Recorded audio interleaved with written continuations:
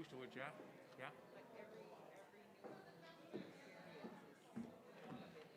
At this point, 51 people. So Carol, will we just go with that, or? Yes, because we're not going to continue unless they're, okay. And that 51 includes Denise Galant, who's just coming in, so that's the last one we know of. Geez, that's not bad. We got a lot of the former board here too. Yes, I see that. See Joe. Doreen. I didn't see Blaze yet.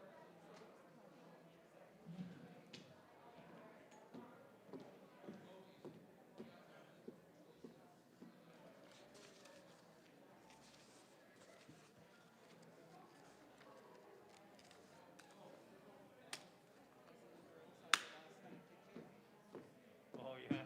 Well, just Chelsea. Oh, okay. Mallory had basketball, so she had to come over, right? She picked out the black tie. She told me the red one didn't look good. He's so cute. Well, she's a rig and a half. And how are the boys? Oh, well, Maddox started walking there last week, but he's a climber. Oh, he's unreal. He'll get in a chair like this here. Oh. Well, now, when he jumps on the chair, he's using his stomach and chest muscle. Doesn't even use his arms. Then he stands up on the chair and he starts shaking her back and forth, right? They're in for a ride. Oh. Now, Sebastian, Sebastian was always in there with me, right? Yeah. But I mean, Maddox, he's going to be totally. He's 3 and a half. 3 and a half. Maddox is 15 months. When will he be for work? August 17th. So he'll be primary in fall? We're not sure yet. He might have to stay home the year, right? Because we're not sure he's going to speech therapy and stuff like that there. So we're not sure if he's on the autism side. They're not quite sure yet. They haven't finished their work yet. But they had him. We're at 55. 55.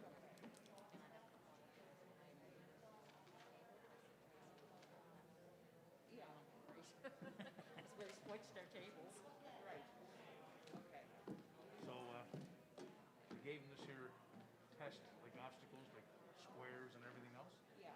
But when you took out the square, if the square was red, you had to put the key into the red door to open up the red door to put the key into it, right? So he started it, so he got to the red, he got to the green. Right. And when he got to the blue, stuck his fingernail in the blue door and turned the lock and opened up the blue door. So the one said, so she said, there's nothing wrong with him as far as intelligence, right? And his hearing was good. I thought it was his hearing at first. So anyway, so it's all good, right? My nephew is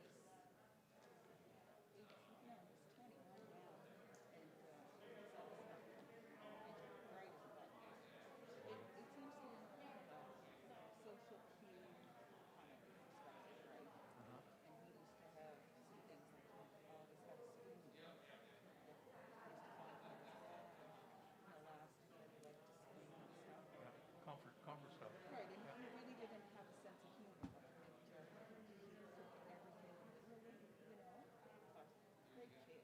And Oh yeah. Oh yeah. Well, no, for sure. No, but no, Maddox, I don't know. I'm not sure about that one. Yeah. And he's climbing on everything. Now we put the chair in front of the table so he didn't get on it. And then we took the other chair and we put it down with a Chesterfield. Yeah. So we took the chair, he slid the chair all the way over to the table to the other one, climbed on top of the chair that was on his back, and got on top of the chair that was on the thing, and then climbed on top of the table. Ready to start? Okay.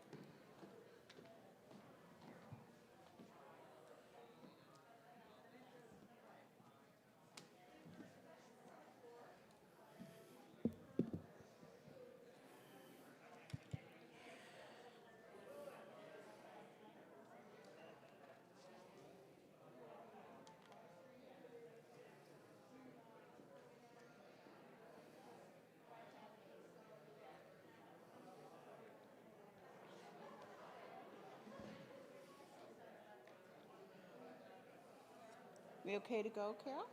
Okay. Good evening, everyone, and welcome to the Sydney Credit Union's 86th Annual General Meeting. As the Chair of the Board of Directors, I call the meeting to order. Under the Sydney Credit Union Bylaws, Section 4.13, it states a number of members equal to the number of directors plus 5 constitutes a quorum for all meetings of members. I declare that we have 55 members in attendance, therefore we have a quorum. We would like to begin by acknowledging that we are in Mi'kma'ki, the ancestral and unceded territory of the Mi'kmaq people. This territory was covered by the treaties of peace and friendship, which Mi'kmaq and Maliseet people first signed with the British Crown in 1725. The treaties did not deal with the surrender of lands and resources, but in fact recognized Mi'kmaq and Maliseet title and established the rules for what was to be an ongoing relationship between nations.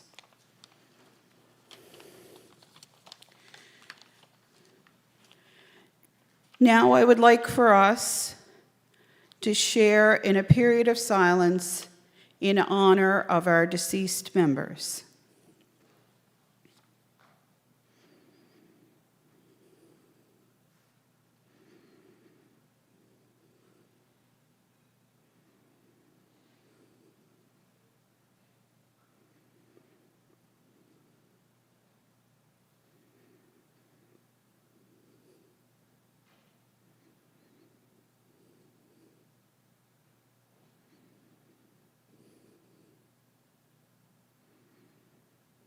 Thank you. I would like to introduce those of us at the head tables. To my far right is our new Corporate Secretary, Tracy Shabib. Seated next to Tracy is our CEO, Carol Ripley. I am Mary Jane Morrison, Chair of the Board. And to my left is our first Vice Chair of the Board, Mike Mumbercat. At this time, I would like to recognize Darren Chesson, partner with MNP, our auditors.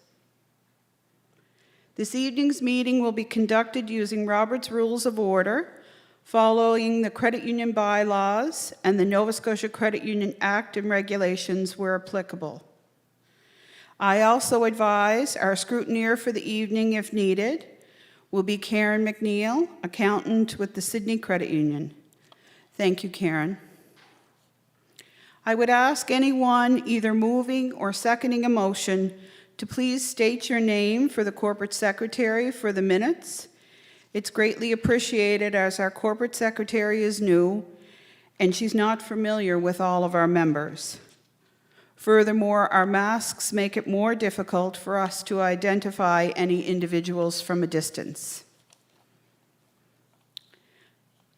The agenda can be found on page 2 of the annual report. Are there any changes to the agenda?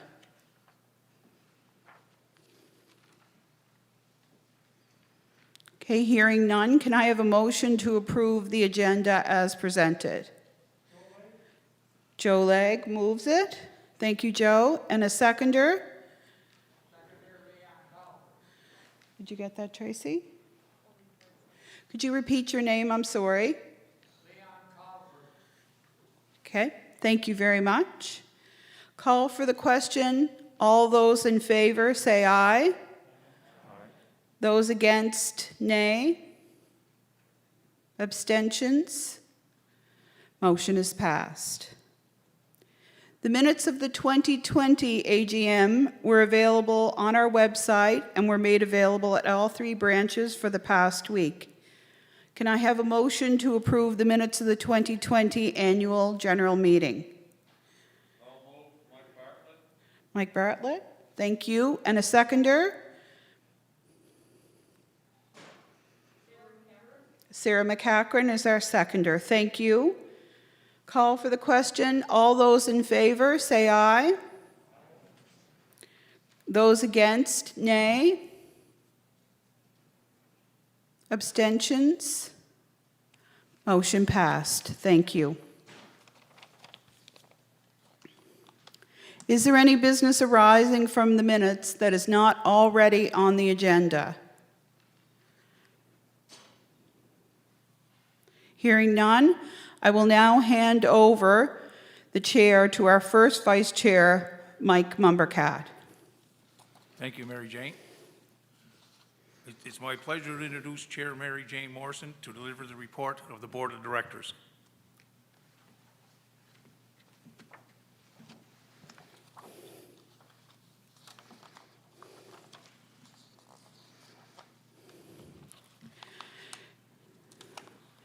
Once again, I must thank you, the members of the Sydney Credit Union, for the opportunity to serve as the board member and your board chair. I've always been proud to be a Sydney Credit Union member, and that's no truer than it was. This is 2019. Am I looking at the old one?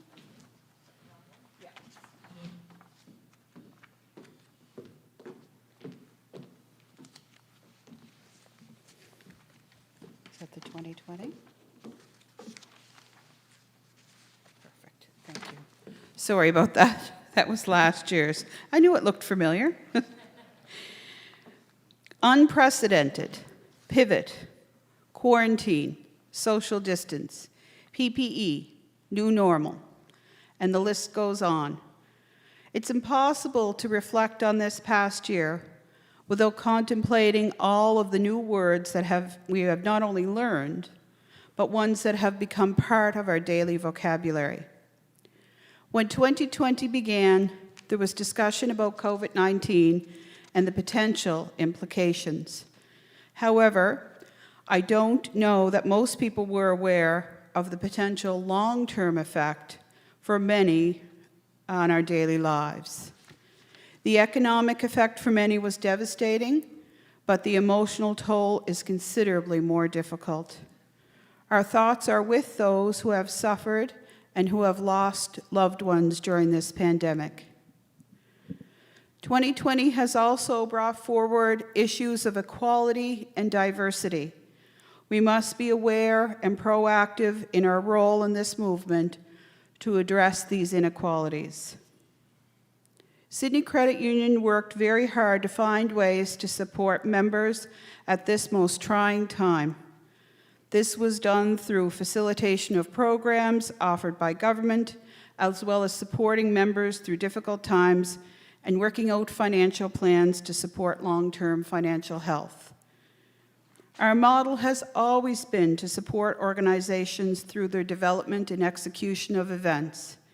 This was not possible this year, as most in-person events were canceled or postponed.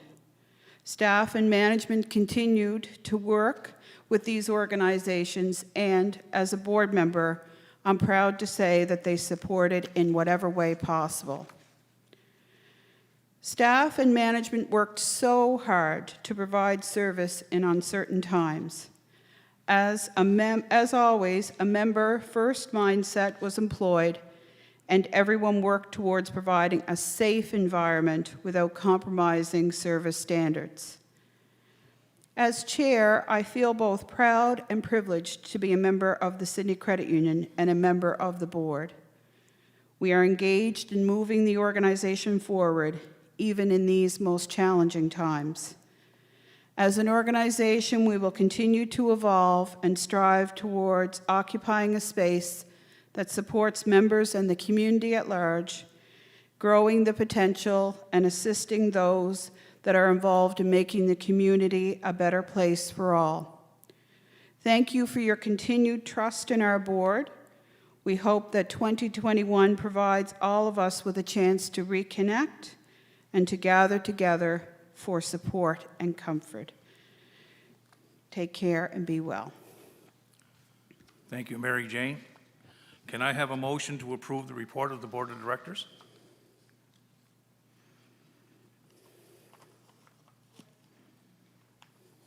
Joyce Lynn? Joyce Lynn. Seconder, Joe Legg. Thank you. Are there any questions or comments for Mary Jane on the report of the Board of Directors?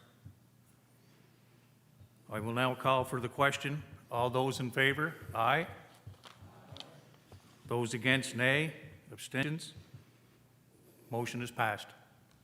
I will now hand the chair back to Mary Jane Morrison. Thank you, Mike. At this time, I wanted to acknowledge that there's no nominating committee report this year, as there are no directors' terms that are expiring at this annual general meeting, and therefore there were no vacancies to fill for the coming year. Therefore, I would like to introduce your board of directors for 2021. As I call your name, please stand and remain standing until all directors have been introduced. Mike Mumbercat, Jay Holohan, Sarah McCachran, Dan McDonald, Mike McIntyre, Ron Neville, John Patrick Fitzgerald, Joyce Lind, Megan Ringer, and of course myself, Mary Jane Morrison. Thank you. And now I'd like to welcome Darren Chesson, partner in the accounting firm of MNP, Chartered Professional Accountants, to present the report of the auditor.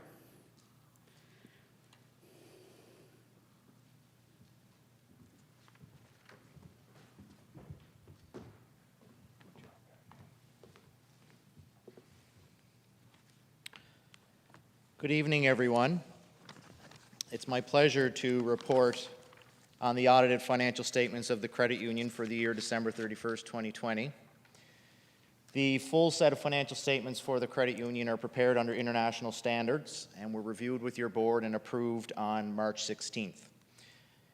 On page 14 of your annual report is a summary of those financial statements, and included in those is an auditor's report on the summary statements, which says that the financial statements that you see in front of you is a summary of the statements and includes the statement of financial position, the statement of comprehensive income, changes in members' equity and cash flows, as well as a related schedule for the year ended, and they are derived from the full set of financial statements. And in our opinion, these summary statements present fairly the complete set of statements that are available at the credit union branch and I believe online at the website.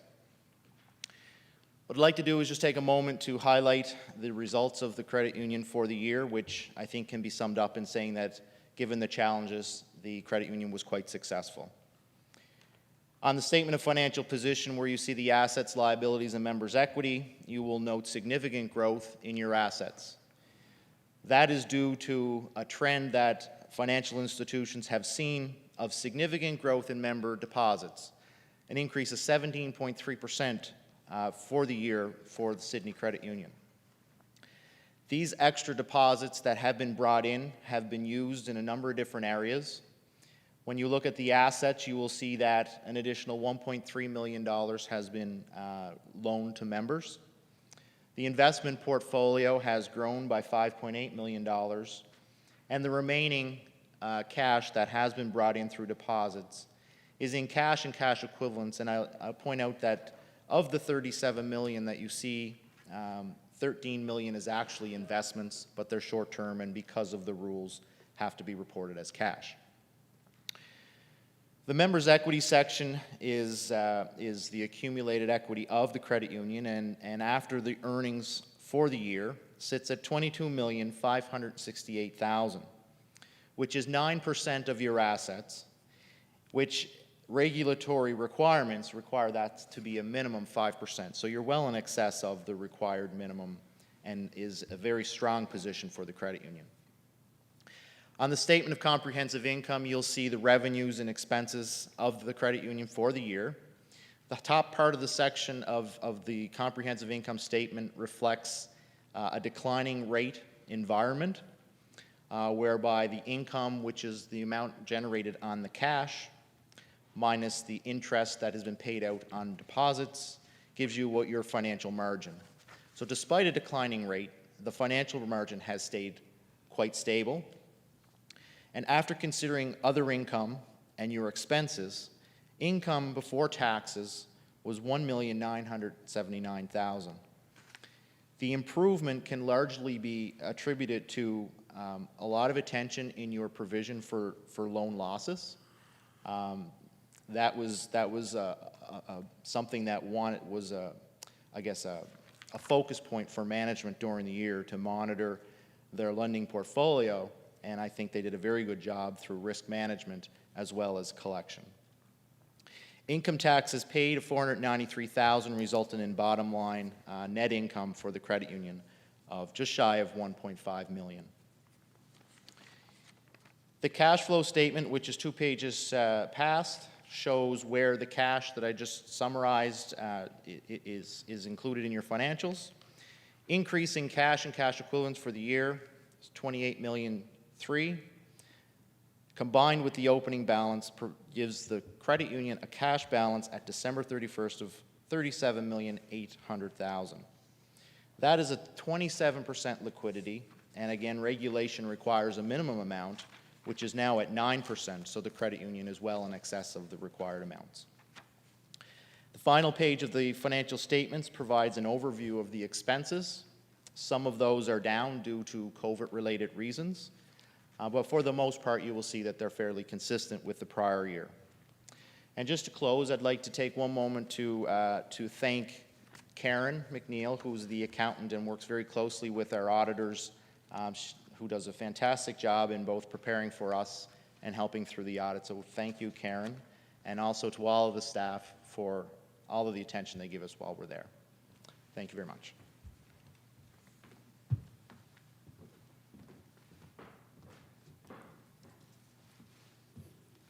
Thank you, Darren. Are there any questions or comments on the report of the auditor? Okay, hearing none, can I have a motion to accept the report of the auditor?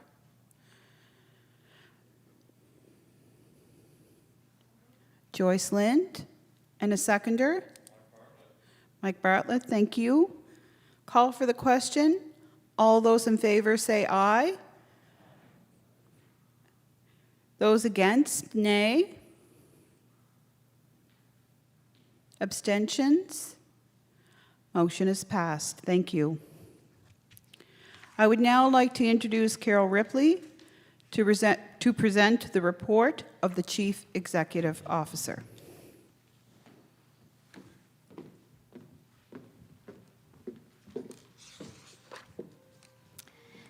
Good evening, everyone, and welcome to Sydney Credit Union's 86th Annual General Meeting. It is so nice to be able to gather in person this year, even while following all the public health guidelines to keep everyone safe. As CEO, it is my honor to share with you the incredible performance of your credit union during the biggest disruption in modern history. We really had no idea 1 year ago what the next 12 months would look like.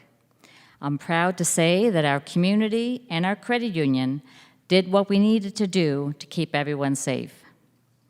I will now review our key financial results, and I think you'll agree that we weathered the uncertainty and volatility quite well, in large part due to government fiscal stimulus, as well as members' altered spending habits.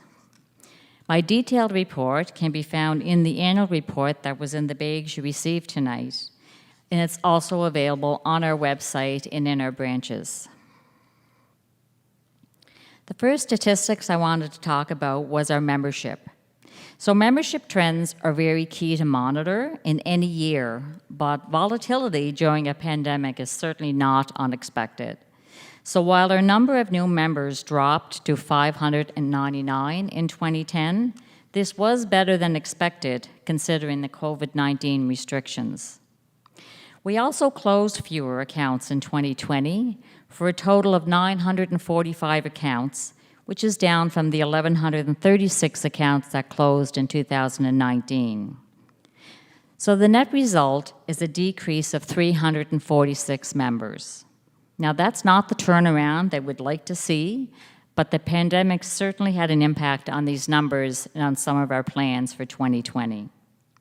Clearly, we had to pivot in 2020 to working remotely. utilizing fast-track digital platforms.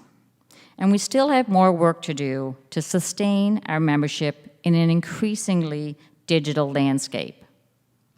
We recognize that we need to invest in new technologies to reach more potential members. We laid the groundwork in 2020 to launch another exciting solution which will offer digital account opening and lending. We are also investing in a chatbot for our website so that it can answer questions for members after hours or potential members who want to engage with Sydney Credit Union. Next we'll talk about is our loans and mortgages. So we had a very good loan and mortgage portfolio growth in 2017 and again in 2018. However, it slowed down in 2019, and in 2020, it was only marginally better than it was in 2019. So while we did see some growth in business loans and residential mortgages, we also saw decreases in personal loans and lines of credit. The Bank of Canada quickly dropped the bank rate by 1.5% in 2020 once the pandemic was declared, and this in turn dropped our prime rate at Sydney Credit Union by an equal amount. So subsequently, these lower rates has translated into net interest income, a decrease again in 2020. Considering the challenges faced in 2020, our team adapted to the new normal and did not lose sight of our member-first commitment. Digital platforms like DocuSign were fast-tracked and adopted into business practices, allowing for documents to be sent securely, signed digitally, and returned to complete applications without requiring in-person visits.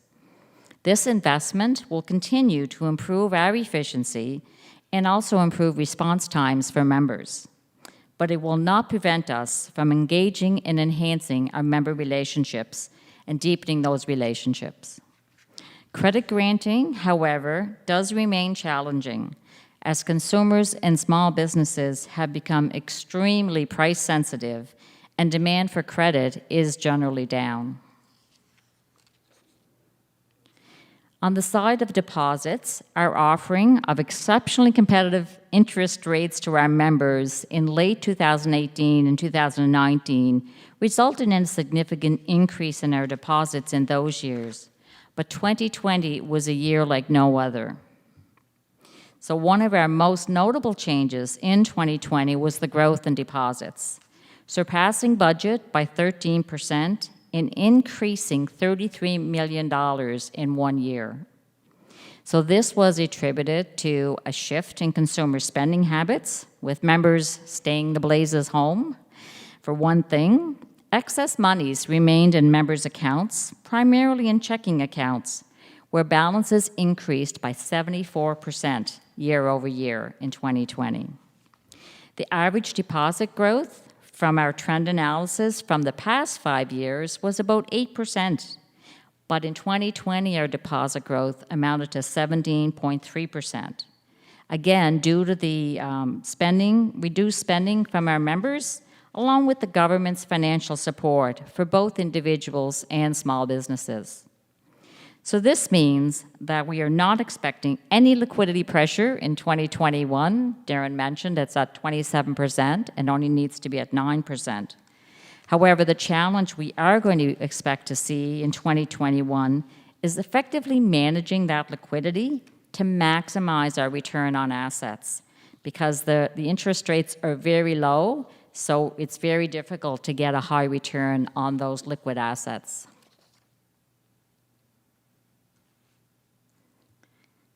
So in the next slide, we'll see what our assets have been. And so I'm going to show a history of consistent growth in assets from 2016 right up until 2019. So you can see the increases were between 10 and 14 million over those years. And again, because of the huge growth in deposits, our assets actually increased by $35 million in 2020, or a 16.5% increase. So that was fueled by the double-digit growth in deposits, of course, and well surpasses our average 5-year growth rate of 7.8%. And that double-digit growth is the first time that has happened in 25 years. And that just goes to show what a different year 2020 was for us. So this is, again, largely attributable to the pandemic response with the government stimulus, as well as members changing spending habits. Assets per member, which is a key performance indicator for us, actually increased by 19% in 2020, and we ended up with assets per member of around $18,900. And we will certainly have a concerted effort throughout 2021 to maintain that momentum and keep that asset growth going up. So now I'd like to turn to the income statement. So this slide is going to show the relationship between Sydney Credit Union's net income after taxes, which are the blue columns on the charts now, compared with the trend in our patronage rebate payouts over the last 5 years, which is this orange trend line. So as net income was increasing, we increased our rebates. In 2019, we reduced the rebate a little bit, mostly because we know that there's a lot of digital products we need to invest in to keep attracting new and younger members. But in 2020, our income was so much higher than it had been, we decided to increase the patronage rebate this year to just over $288,000. And if you're wondering when you're going to see that rebate, Tracy and Karen have been hard at work, and we expect to have that paid out by the end of next week. So keep an eye on your accounts, and you should hopefully see a deposit. The patronage rebate, of course, honors and rebates members' income based on how much business they do with us in the year before. So why was there such a huge increase in net income? Right? It went from $866,000 in 2019 up to $1,486,000. And I already mentioned about the low interest rates, so just why did this happen? So loans written off is the main reason why our income went up so much. So this slide will show you some of the volatility that we've experienced over the past 5 years with uncollectible loans and mortgages. So these write-offs directly reduce our bottom line and are therefore critical to manage effectively if we are to grow sustainably. So in 2020, we saw a substantial decline in our delinquencies and our write-offs, which has had a clear impact on our bottom line. This was the result of a combined effort from our manager of lending, our manager of collections, and the financial services officers, who maintained close contact with our members to find ways and means to assist them in the early stages of delinquencies. This included providing deferral opportunities where warranted in the early days of the pandemic, while ensuring that members didn't overextend themselves only to end up struggling farther down the road. This proactive approach of letting members know that we are here to help had a positive impact on our write-offs in 2020. And this slide clearly provides evidence of what this did for us. It reduced our write-offs this year by $475,000. And because we didn't have that expense, that went right to the bottom line, to our net income. So our priority going forward remains to utilize prudent lending practices to fund the borrowing needs of our personal and commercial members and potential new members, as well as support our community. Sorry, I'm going backwards. Let's go this way. So this slide, I just want to compare our equity versus our assets. It's very challenging to maintain equity levels when there's significant growth in assets in the short term. So Sydney Credit Union has been able to sustain equity levels at near 10% for the last 4 years. But in order to maintain equity at 10% of assets, we need to retain more of our income as assets grow. So stated another way, for every $1 million increase in assets, we have to earn an extra $100,000 of net income just to keep equity at 10%. Well, with decreasing interest rates, this is very difficult to achieve. In fact, with this year's $35 million increase in assets, we would have had to make $3.5 million in net income to keep equity at 10%. So although equity decreased, as you can see on this slide, to 9% at the end of the year, it is still significantly higher than the regulatory minimum of 5% required in Nova Scotia. Retaining some of our income is, of course, critical to our success, as we need to invest in the future for our members and to support our community. Sydney Credit Union has adequate capital to support its strategy and its risk profile, so we are in good shape heading into an uncertain year. However, maintaining our high equity threshold continues to be impacted by an environment of low interest rates, and that's going to reduce our financial revenue and also hamper our ability to return assets to our stakeholders. So a review of 2020 would be remiss if we did not mention the environmental and cultural implications and impacts of COVID-19 and how we need to address critical issues in a rapidly changing environment. We expect to start addressing some of those issues in 2021, including diversity, equity, and inclusion, as well as our role in responding to climate risk. I want to end my review by recognizing and thanking our staff and management who rallied through the uncertainty and anxiety of a pandemic to provide the best possible member service, despite the endless changing restrictions. It is an understatement to say that our financial results were well beyond our expectations as they work through the year's challenges. It is also very important for me to recognize the effort of our board of directors throughout 2020. Their ongoing support provided to me when priorities shifted to respond to the pandemic was very much appreciated. And finally, I'd like to thank you, the members, for your ongoing patronage and your confidence that we will always have your well-being at heart. While we had a very successful year financially, we realize that we will have several challenges next year as the long-term impacts of COVID-19 begin to emerge. We are confident that we are in an excellent position to weather the fallout from the pandemic and that we are prepared to step up for our members, our community, and our environment.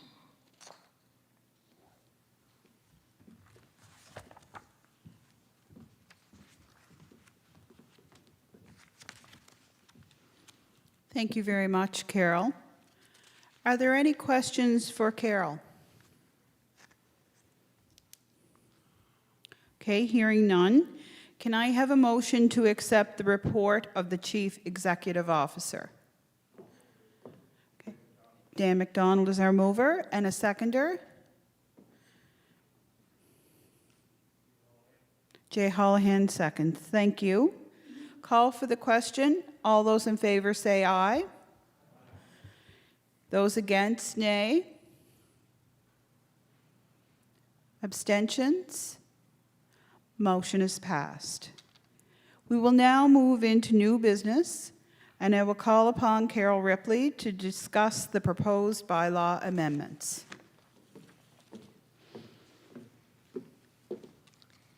Thank you, Mary Jane.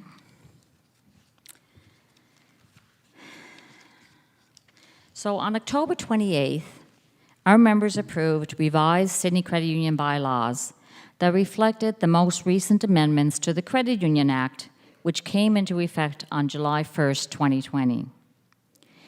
At that meeting, we were only allowed to bring bylaw changes that were strictly new parts or new changes to the Credit Union Act, and we couldn't bring in any additional changes.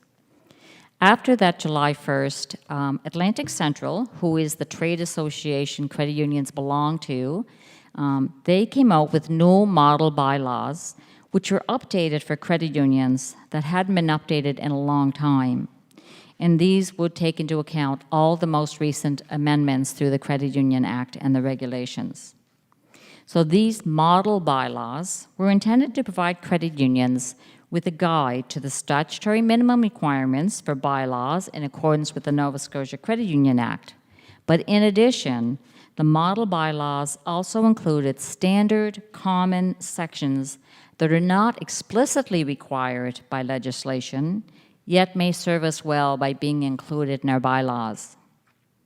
So despite the minimum requirements, the Act affords credit unions broad discretion in its corporate governance.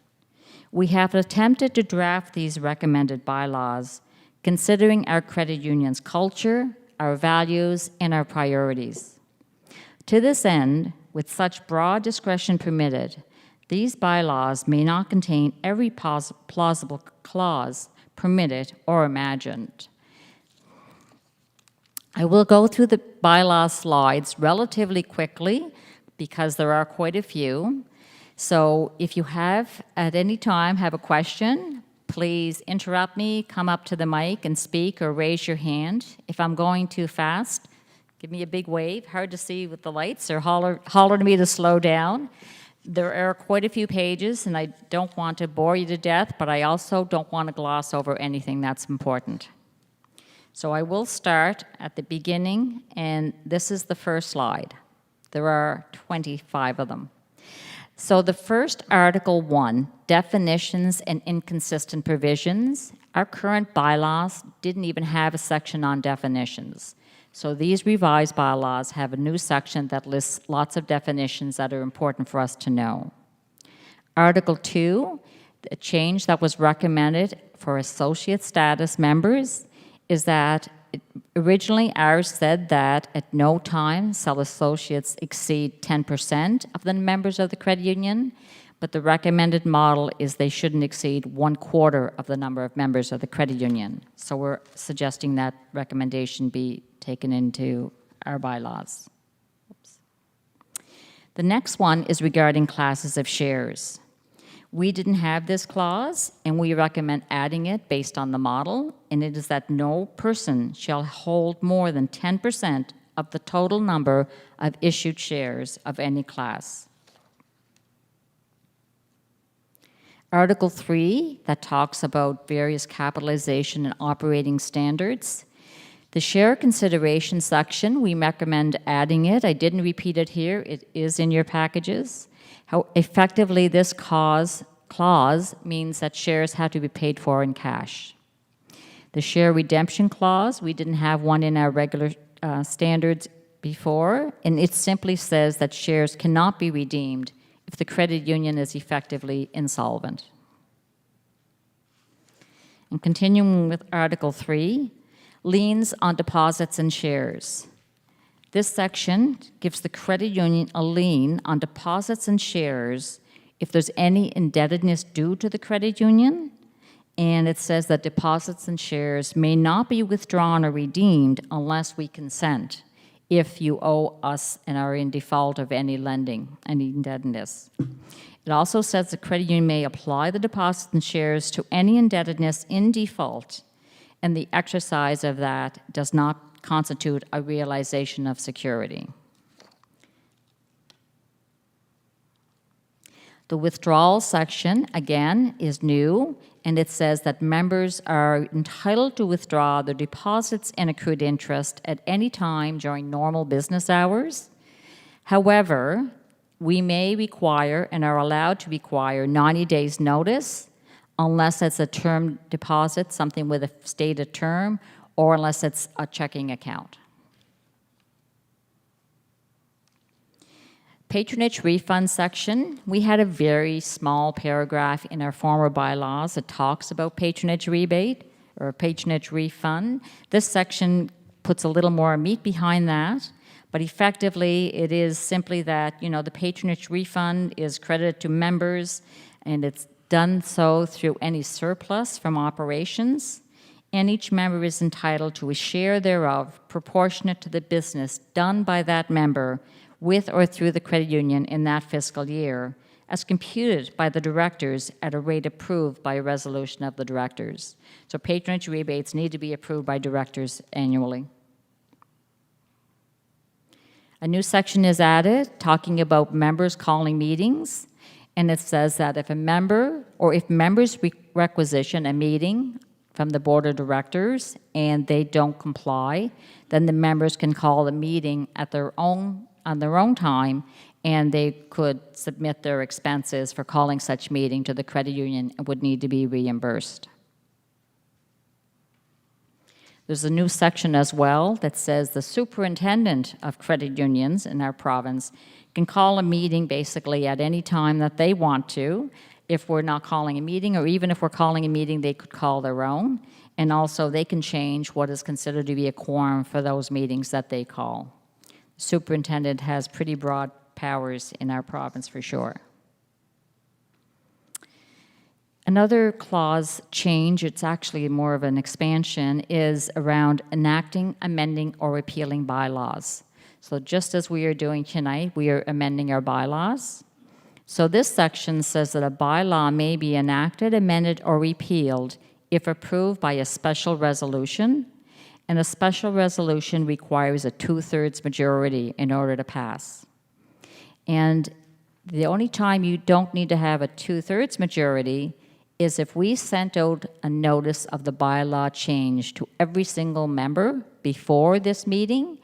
If every one of them got either a piece of mail or an electronic piece of mail, then we would only need a clear majority, a 50+1 majority at this meeting to pass the bylaws. But if we don't send it out to every single member, then it needs a 2/3 majority. And it also talks about when is the bylaw effective, and it's not effective until the superintendent approves these bylaws. So if these bylaw changes are passed tonight with a 2/3 majority, we submit them to the superintendent, and they're not effective until the superintendent says he accepts them, and then we'll be able to put them into practice. And the other clause here just talks about if we happen to do it in reverse, we can actually ask the superintendent in advance if they're going to approve the bylaws. As long as we have a meeting within 30 days of their approval in advance, then they're going to be effective upon the meeting concluding that they're passed at. Referenda is something that we didn't have, and it wasn't even really in the Act before. But now, in addition to annual and special meetings, members can vote on resolutions concerning any matter by means of a referenda. And referendas have to be called in the same manner as a meeting would be, with 14 days clear notice. And the referendum will have to set out what the purpose of the referendum is and when the time and date of the polling is. So every member has a right to cast a single vote during a referendum, and the threshold for passing a referendum is the same is 75% rather. It's a little more than the 2/3 for a bylaw. So a referendum could be used for other things. It doesn't have to be for bylaws. It can be for other things. In the powers and duties of directors, we had a long section on this, but there's 2 new additions that they're recommending to include in the model, so that the directors shall exercise the powers of the credit union directly or indirectly through the employees and agents of the credit union, and that the directors shall direct the management of the business and affairs of the credit union. So they seem to be good clauses to add. It also went on to say that a director who relies in good faith upon financial statements of the credit union represented by an officer or auditor of the credit union, or the report of a lawyer, an accountant, an engineer, an appraiser who has a profession that lends credibility to their statements, if a director relies on those in good faith, then they're not going to be liable under the Credit Union Act. Under Board of Directors eligibility, one change here is the model policy suggested that a current employee or an employee who was an employee within the last 3 years of either the credit union, the Central, the Nova Scotia Credit Union Deposit Insurance Corporation, and they were suggesting it would be the past 2 years, and you couldn't become a director until at least 2 years had passed after being an employee. We had 3 years in our bylaws, and the directors and the committee felt that 3 years was still appropriate. So we will have a 3-year timeout, if you will. If somebody leaves the credit union or leaves the Atlantic Central, 3 years before they can become eligible to be on the board of directors. And also it talks, the next two sections, G and H, were not in the model bylaws. We had them in ours, and the directors wanted to keep them as part of our bylaws, so that a person who was in breach of any policy of the credit union cannot be a director, and a person who fails to attend 3 consecutive board meetings without cause satisfactory to the other members of the board of directors, they would also not be eligible. Article 5 talks about the term of a director's position, and it does state that it's not required that all directors elected at a meeting hold office for the same term. So you could elect directors, one for 2 years, one for 3 years, one for 1 year. We don't typically do that, but it could happen. A director not elected for a specific term ceases to hold office at the next annual meeting following their election. So if they don't have a specific term, their term will expire at the next annual meeting. And it does say as well, if directors not elected at a meeting of a members, notwithstanding what was contained in the previous clause, if directors are not elected at a meeting of the members, the incumbent directors continue in office until their successors are elected. And that clause actually is very important, and we actually ran into that last year with COVID. So we didn't have our annual meeting in April as we usually do, and so the current directors whose terms were supposed to expire actually had to stay on until we had our AGM in October. So that would cover that kind of a situation. Resignations, removals, and suspensions. We recommend adding the below, that a director of the credit union ceases to hold office when they die or resign, which seems pretty clear, or if they're removed from office in accordance with these bylaws, or if they become disqualified, again, pursuant to the bylaws. Meetings of directors, we recommend this as well. So it's talking about a notice of a meeting of directors doesn't have to specify any matter that's going to be dealt with at that meeting, except for questions or matters requiring the approval of members, the filling of a vacancy, issuance or redemption of any securities of the credit union other than common shares, or the approval of any financial statements. And still sticking with meetings of directors, it also talks about the fact that a director can waive notice of a meeting of directors, and attendance of a director at a meeting of directors is a waiver of notice of that meeting, except where a director attends the meeting specifically to argue or object to the fact that the meeting was being held. And also, notice of an adjourned meeting of directors is not required to be given if the time and place of the adjourned meeting is announced at the original meeting. So if we adjourn a meeting, a director's meeting right now, as long as we tell them when the next meeting is going to happen, then that's okay. A resolution in lieu of meeting, this is really important too, and came more to light in COVID-19. So this is saying that directors don't have to come together and have a meeting in order to pass a resolution. A resolution, as long as it's in writing and is signed by all the directors entitled to vote on that resolution, if there was a meeting of members, satisfies all the requirements of the Act, and it's called a meeting of members. So if that happens, it's a validly passed resolution. If it's circulated, they all sign it and approve it, and it forms part of the minutes of the credit union's board of directors. So that would really help in the year where nobody was getting together to have meetings and everything was virtual. We could do a meeting just through a resolution if something was of critical importance and needed to get circulated amongst the directors in a hurry. Dissent is the director who was present at, we didn't have this, and this is important. A director who is present at a meeting of directors is deemed to have consented to any resolution passed unless the director requests that their dissent is recorded in the minutes of the meeting, or after the meeting sends a written dissent to the That one's sent to the secretary before the meeting is adjourned, or sends a registered dissent to the registered office of the credit union immediately after the meeting is adjourned. So a director who votes for or consents to a resolution can't then dissent to the same resolution. Seems to make sense. And still with dissent, a director who was not present at a meeting at which a resolution was passed or an action taken is deemed to have consented to it unless within 7 days after becoming aware of the resolution, the director causes their dissent to be placed with the minutes or sends it by registered mail to the registered office of the credit union. Audit and credit committees, the 2 lines behind each of those paragraphs in red, we have them in our bylaws now, and the directors wanted to keep these lines, and it simply says that the chair of the credit committee shall be a director, and the chair of the audit committee shall be a director. Because we can have members of those committees that are not directors, but they felt important that the chair was always a director.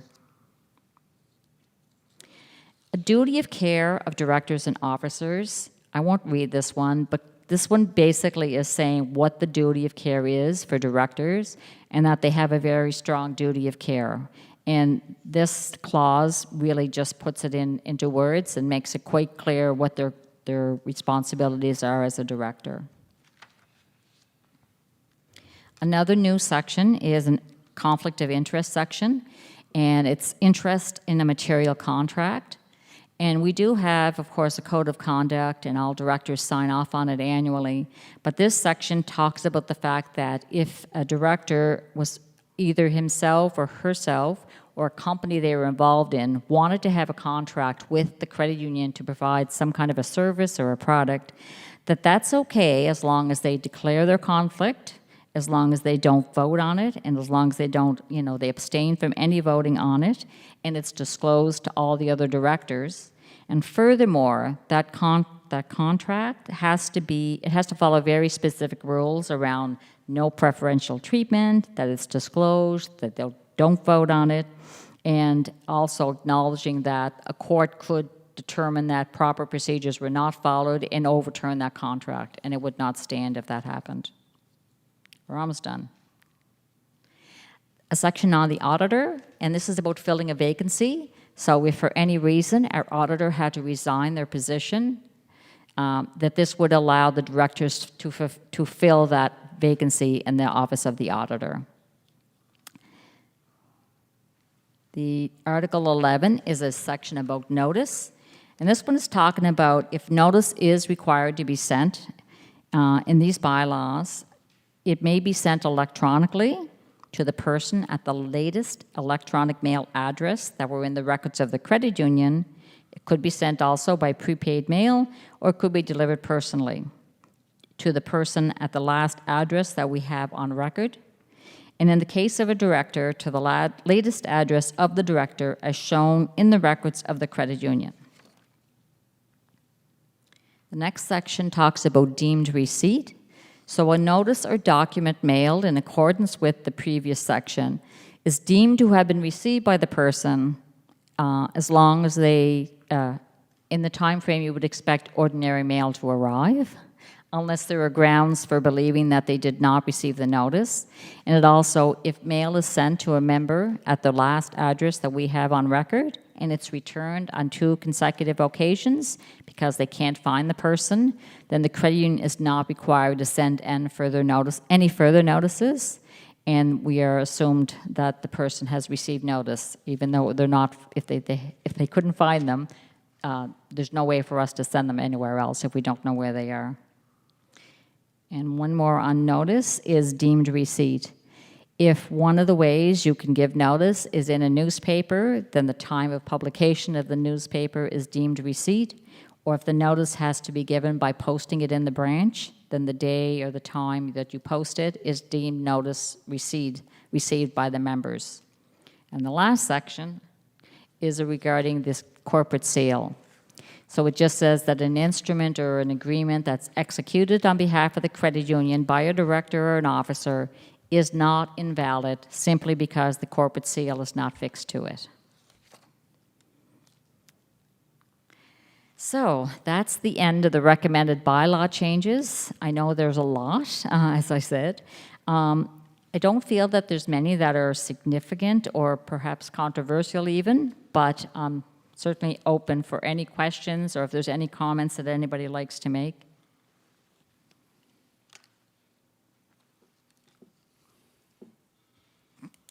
Put them all to sleep.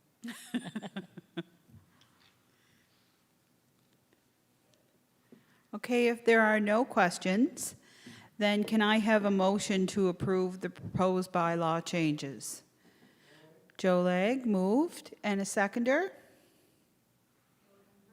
Doreen Burke is our seconder. Thank you. Call for the question. All those in favor, say aye. Those against, nay. Abstentions? Motion passed. And I'd just like to say thank you to Carol and the management team for all of the work that they put into these proposed bylaw changes. So thank you. I would now like to call upon Jay Holohan, Chair of the Audit Committee, to make the recommendation for the auditors for 2021. Thank you, Mary Jane. I would like to make a motion now that the accounting firm of M&P Chartered Professional Accountants be appointed as auditors for the year 2021 for the Sydney Credit Union. Thank you, Jay. Do we have a seconder for that motion? John Patrick Fitzgerald, thank you. Call for the question. All those in favor say aye. Contrary minded, nay. Abstentions? Motion passed. I'll now call upon Carol Ripley to come forward to present the Employee Service Awards.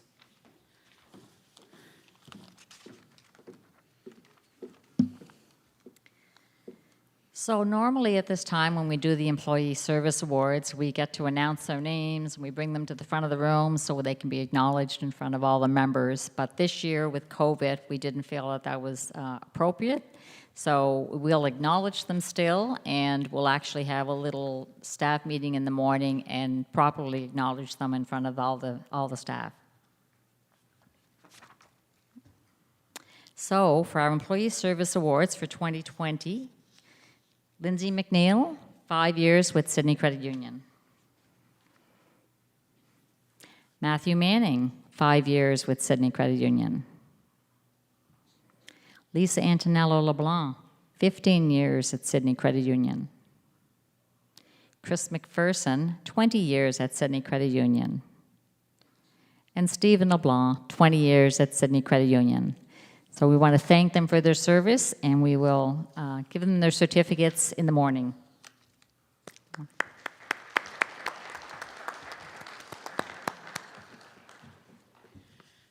I'll ask Carol to stay at the mic as she is now going to speak to the COVID initiatives that were undertaken in 2020.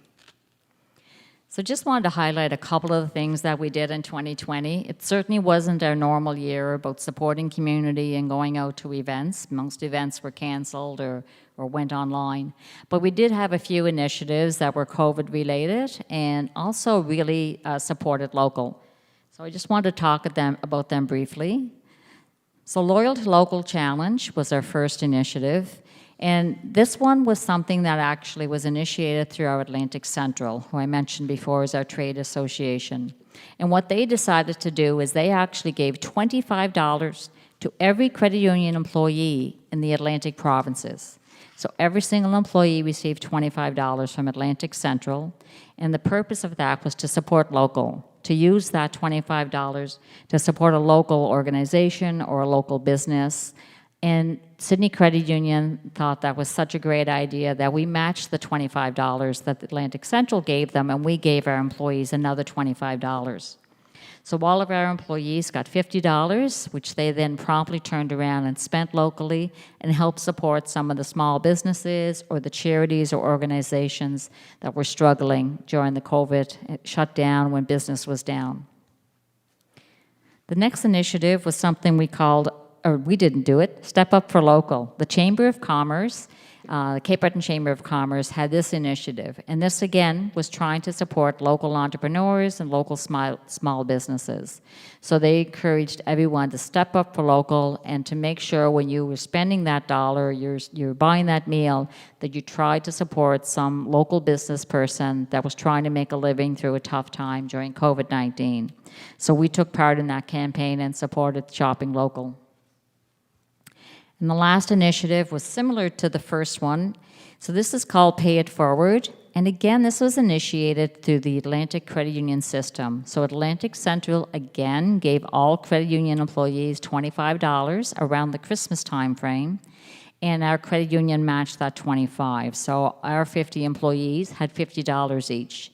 And they could use that whatever way they wanted to. So they could donate it, they could give it to a person that they felt needed it, just somebody they saw in the grocery store or on the street. They could donate it to charity, and several of our members did that with their money. They could just use it to support a local business that maybe was hurting and wasn't having the same sales volumes that they'd had previously. So they were 3 initiatives that we did in 2020 that we were very proud to be a part of.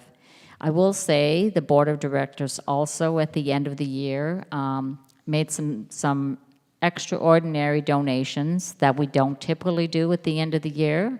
And right around the end of the year, they donated another $20,000 to our charitable foundation so that the foundation had money to give out because our golf day was canceled in 2020. So we couldn't fundraise. And they also did special donations of $5,000 to 5 different organizations that probably were hurting because they didn't have any fundraisers during 2020. So I was very proud to see the board of directors make that motion at their meeting in December, and we were very pleased to be able to share that with the community. Thank you, Carol.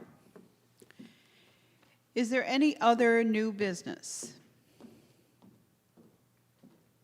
Okay, so hearing none, I'm going to hand the meeting over to Carol to announce the winners of the door prizes.